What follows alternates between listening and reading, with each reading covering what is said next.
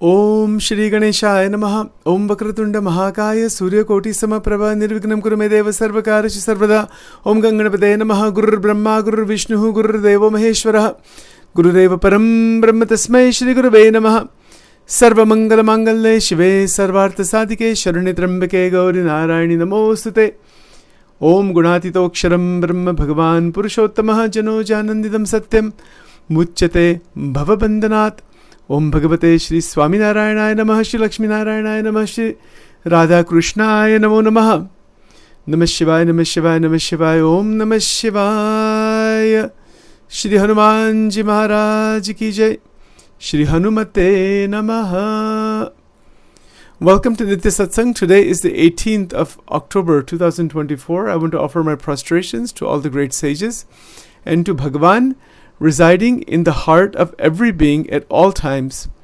With that bhavana and prarthana, we are continuing to examine Srimad Bhagavad Gita, verse number 59 of chapter 2. And again, I want to connect this with the Vivek Chudamani, the word bhog, bhoktaram, in verse 77. So we're going to do a connection there that way. And also the point that Nishkulanand Swami had made in his poem Tyagana Take Vairagya Vina Kariye Koti Upayaji. So I want to show that to you also. There's a couple of points here that are of most relevance. One is that this body that has been granted to us by the grace of Bhagavan, by Krupa, this human body is a mechanism that has been given by grace, by Krupa. Now, think of it this way, that whenever there is a massive technological machine that has been created by us, there are levels of utilization of that machine. You could use it in a very basic level. For example, take the computer I'm using right now. I could use the calculator feature to do only addition, multiplication, subtraction, division, and nothing else. I can turn the computer on and just do that. Is that the full capacity of Windows 11 and the whole capacity with hundreds of programs? Of course not. I can go one level up and one level up and one level up and eventually have so many programs running and so many documents opened and do videos and do audios and do podcasts and do recordings and meet with people on Zoom, and it can expand further.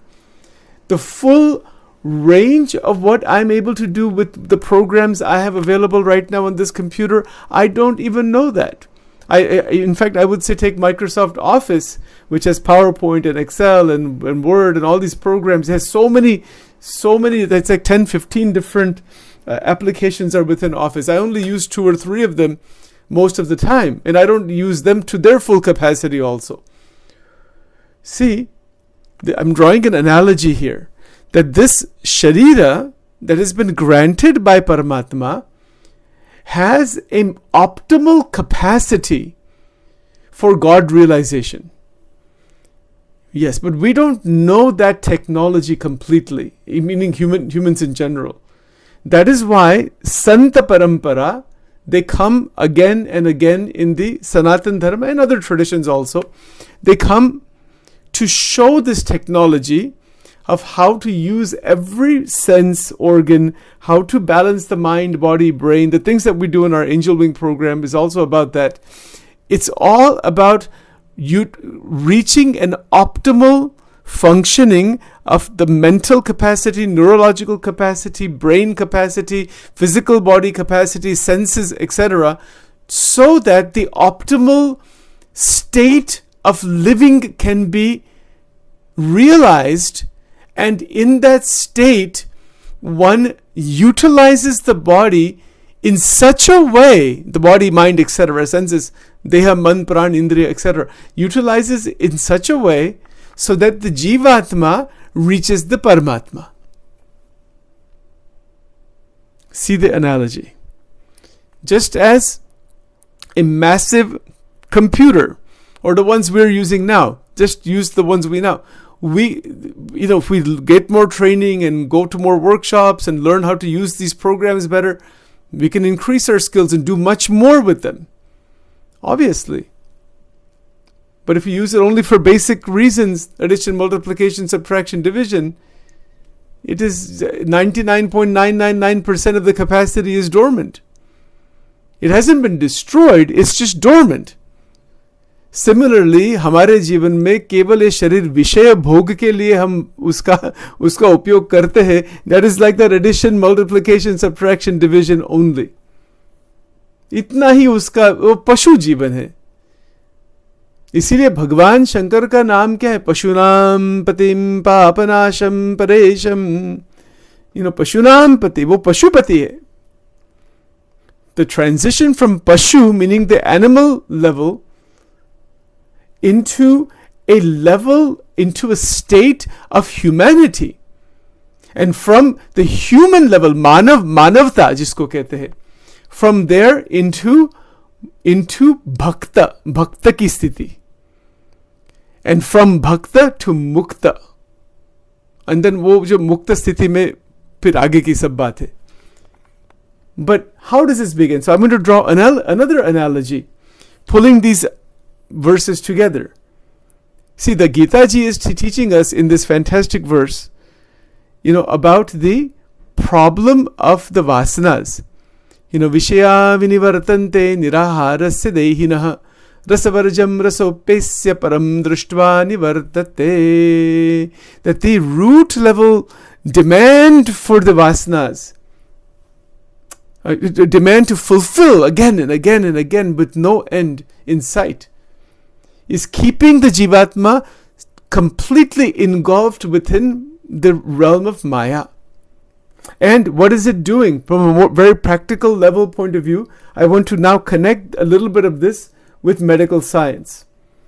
So etiology refers to the cause of any disease. Etiological agents can be endogenous, in other words, originating from within the body, and exogenous, coming from outside the body. Right? And this is how the diseases work. Some diseases are from inside because of some problems or some ingestion or whatever the reasons may be. That's what etiology is. Finding out those agents, they're called etiological agents, causative agents. Why the disease is coming. Somebody has a cough, let's say, or somebody has high blood pressure, or some, there's disease, disorder, illness. What is the cause of that? Right? This is in the physical body. We understand that from medical science point of view. What about the psychological diseases? How many are there? Thousands. Thousands are there. And they're difficult to understand also, but there's a lot of research on that. That's the field of psychology, neurology, neuropsychiatry, psychiatry, etc. Those fields discuss that area. So when Bhagavad Gita is saying that Vishaya vinivartante niraharasya dehinah rasavarjam rasopesya param drushtva nivartate, embedded within this verse and the connection with the Bhoktaram word in verse 77, and what Nishkuranand Swamiji is saying, that this oscillation between Tyag and Bhog that continues, what does all of that do? It promotes endogenous disease. It's very interesting. The more we oscillate between bhog and tyag, the more we are in trouble. And this is a problem for sadhakas. जिसको जो कोई साधना करते ही नहीं, they are already damaged. There are a lot of people that are just damaged. They're not, but then they're trying to get out of that. But we're talking about individuals who are trying to do sadhana. भगवान की प्राप्ति करनी है, भगवान को प्रसन्न करना है. These are excellent things. To connect with God, to live a better life, a more ethical, moral life, things like that. And even people who are not doing that oscillate between tyag and bhog. It's called in the addictions field. Alan Marlott wrote a beautiful, wonderful research article in 1999. And in there he talks about the oscillation effect. the oscillation of perceived control. And anybody with an addiction problem goes through this oscillation problem. This is the problem, the oscillation problem. And this problem is discussed in the Gita. So see the power of just one verse. It is so much jam-packed satyam. Because Bhagwan bole hai, Shri Bhagwan uvacha. Koi manushya nahi bola wo. That is why this all the truth is inside these, inside the words of the Lord. So to understand, as we are unpacking this, we know what happens when bhog. See, how can I say this? Bhog is a neuropsychological stimulation. The brain is getting stimulated in a certain way with bhog. And so bhog is a certain intensity of anubhav. Anubhav is experience. If you were to translate this, this word anubhav is referring, I'm using this word in terms of sense experience. The same word anubhav is used in terms of, or it's used in a different way, where with the realization, atma ka anubhav. So the same word is used differently. We're not using it in terms of atma ka anubhav. That's our goal. But we're using it in terms of the experience that is provided by the senses. We have to have experience. That somebody's eye should function well, nose should function well, ears and tongue and skin, all the five senses must function in the most healthy and fantastic manner. But now Shankaracharya ji is saying about the black serpent, that you start going, the analogy of the black serpent, that you go running after these enjoyments, that he says bhoktaram. Why is that poisonous? Because by excessive experience of bhoga, excessive enjoyments, excessive pleasures, the prayas that Upanishad talks about, it promotes and creates endogenous and exogenous diseases. These are two words in medical science. Now you see the link all the way around.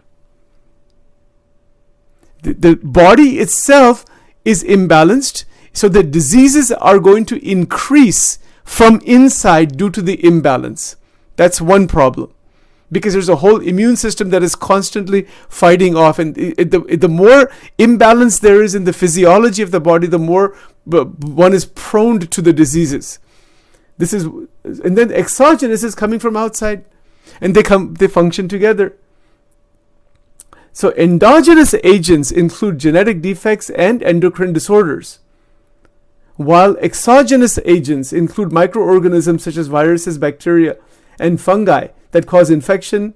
And there's chemicals, so that can cause infections. There's also chemicals that can cause problems, physical trauma, radiation, etc., coming from outside. So the more we are running after the external stimuli, and this has ramifications in terms of the way the business world is working also. The people are polluting the environment and throwing chemicals into the environment and things like that. So they're actually causing these exogenous diseases and problems throughout the world. See, if you go right down to all of why we are damaging the world, because of lobh, want to make money somehow. Doesn't matter what happens to people, to animals, to plants, to this is all damage to the world and to the human civilization for that stimulation of bhoktaram. See, that's the black serpent. That's another example of that.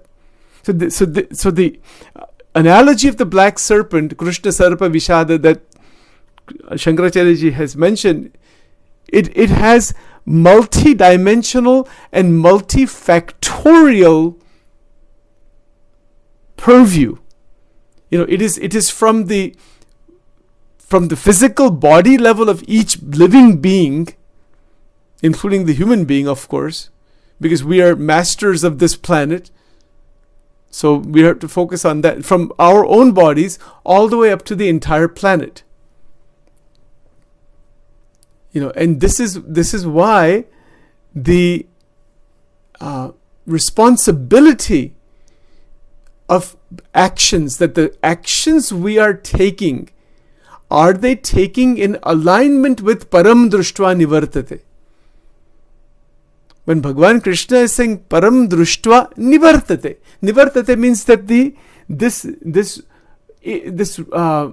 vasana laden, ego laden, the damage laden experience, uska nivartan ho jata, it stops. Nivartate doesn't mean control. It means that it doesn't it's not active at the root level. Each word has its very specific and ontological status in the Gita. So param drushtva nivartate, vishaya vinivartante, niraharasya dehinah, rasavarjam rasopesya param drushtva nivartate. Bhagavan Krishna Paramatma is so clear. It couldn't be more clear on this point. The param, when we set the destination for the param, that paramatma, that param dham, that higher realization, already ethics, morality, right living, right thinking, everything is there in just setting the destination and then staying on the destination. So there's step one is setting the destination towards param. Setting the second stage is to start walking on that destination. Third stage is to stay on that destination. Fourth stage is to not deflect at all while staying on that destination. And then as we go further, the second word, drushtva, the glimpse of the Lord, the glimpse of that divinity. And that once the sadhak has the glimpse of the Paramatma, that is the beginning of the Atma Darshan. You get flashes of Atma Darshan. We'll talk about in some other time in more detail what that level is actually. And then from that Atma Darshan, when Bhagavan Krishna says drushtva, param drushtva, yes, it is the beginning of that Atma Darshan, but those three words can also mean the development of the darshan, from the beginnings of that darshan into the state of sakshatkar. Sakshatkar ki bhumika isko kehte hai. So from that state of Atma Darshan is the beginning stage. And this is why we have satsang and saints and gurus and teachers, like in Gujarati, in Vachanamrut, Vartal 11, Shriji Maharaj beautifully stated in Gujarati, Satpurush ne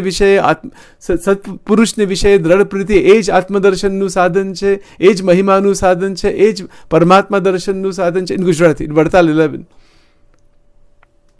It means that the sadhana, that's a sadhana. The gurus are a type of sadhana. There is sadhan, there are means, there are a doorway into the darshan. The goal is the darshan. And when Bhagavan Sri Krishna Paramatma uses the word nivartate, param drushtva nivartate, that Paramatma is seen, is in the anubhav. Uska unke saath anubhav ka link hai. It's not just a belief. That's why he's not using the word Shraddha here. In the chapter 4, the word Shraddha is used. Shraddhavan labate gnanam. So Shraddha is the beginning to start this process. But then when the gnanam actually opens up, that is the param drushtva. Gnan, bhakti, dharma, vairagya, all this, it opens up, and the word drushtva means realization. That which we are worshipping, that which we are trying to realize, that which is beyond the vortex of the mind and the body, beyond all of the limitations of the sansar, that which is the gunatit tattva, that tattva that is beyond the three gunas of Maya, the Atma tattva, the Akshar tattva, the Parabrahma tattva, that comes into realization while we're living, while the body is present, the mind is present, etc.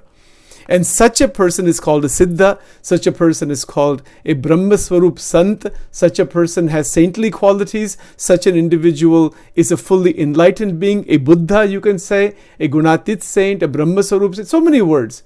So every tradition has its own. In Vachanamrut Vartal 4, it is written, Vadvanal Agni Java Purush. It means it's like such an individual is like that fire in the ocean that purifies the water. It's that fire it's coming brimming. It's the volcanic fire from the ocean, and it turns the salt water into fresh water. Such a person lives in the world wherever such a person goes. There are 4 categories of such enlightened beings. And that 4th category is called Vadvanal Agni Jeva Purush Vartal. I think it's Vartal 4, 3 or 4 Vachanamrut. So wherever such a being goes, there's blessing constantly. Isko wo bahut aage ki baat hai. We want to reach there.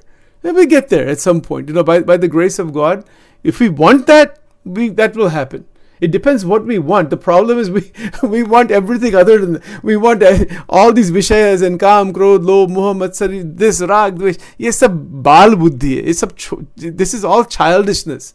And that is very difficult to realize. Gunatitanand Swami said, Sansara ki chokrani ramat che. It is a child's play. It's a very terrible child's play, what we're doing to each other. But when we rise above it, then we can reach that Mahamanav state. If we want to reach that stage. But it's not like some instantaneous thing. When Bhagwan Krishna is saying the param drishtva nivartate, when a person is involved in sadhana, they wind up in this oscillation problem between tyag and bhog.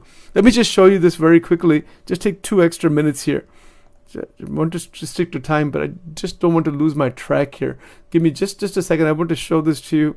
This is the actual poem we were referring to. This is by Nishkulanand Swami. You should be able to see this on the screen in just a second here. I'm going to go through a couple of lines here. This is in Gujarati, okay? This is the poem. See, Tyaga natake re vairagya veena kariye koti upaya ji antar. I'll just read it out loud. Antar undi je ichha rahe te kema kari tajaye ji vesha lidhore vairagya no desha rahi gayo duraj. This first line, what does it mean? Tyag is there. This is for people who are in the spiritual path. They have put boundaries around their experience of the senses. But the vairagya is not there. Tyag is there, vairagya nahi hai. Sachin kehta hai, I'm not going to eat chocolate cake for 1 year. I'm not going to drink coffee for 6 months. I'm not going to watch any Netflix, no binge watching for the next 3 months or whatever it might be. All those things that we usually like to do. Okay. You can do that, but it's not going to last. How it will last? Somebody will say, I'm going to give up all non-vegetarian food. They've been eating their whole life, and all of a sudden they've become so religious and spiritual, they're giving it up. How long it'll last? It won't last. This is what he's saying. Tyaga na take re vairagya vina kariye koti upayji. He says, see the first, the line, the title line there, you may try anything to maintain that tyaga. A person may do extreme things even to try to maintain that renunciation of the Vishayas. It is not going to remain. Kariye koti upay. Do fasting. People have done these things, extreme things that they have done. They have even done extreme sadhanas. But without vairagya, that boundary that has been maintained, that has a purpose, cannot be maintained. This is the problem of addiction. The solution to the problem of addiction is in this poem and this verse in the Gita and Shankaracharya ji's verse verse number 77.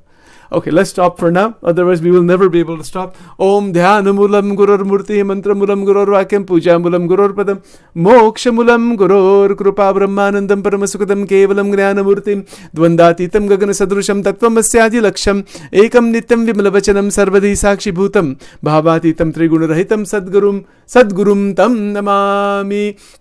Om ओम नमः शिवाय नमः शिवाय नमः शिवाय नमः शिवाय नमः शिवाय। कर चरण कृतं वा कायजं कर्मजं वा श्रवणनयनजं वा मानसं वा पराधं विहितं वा सर्वमेतत्क्षमस्व। जय जय करुणाब्दे श्री महादेव शंभो। ओम दिव्यलिंगाय नमः ऊर्ध्वलिंगाय नमः आनंदलिंगाय नमः चंद्राय नमः सूर्याय नमः नक्षत्र विग्रहमते नमो नमः। ओम नवचक्रांगाय नमो नमः। ओम कालकंटकटाय नमः। नमः शिवाय नमः शिवाय नमः शिवाय नमः शिवाय नमः शिवाय नमः शिवाय नमः शिवाय। ओम श्री उमा महेश्वर स्वामिने नमो नमः। ओम श्री दुर्गार्पणमस्तु। ओम श्री राधा कृष्णार्पणमस्तु।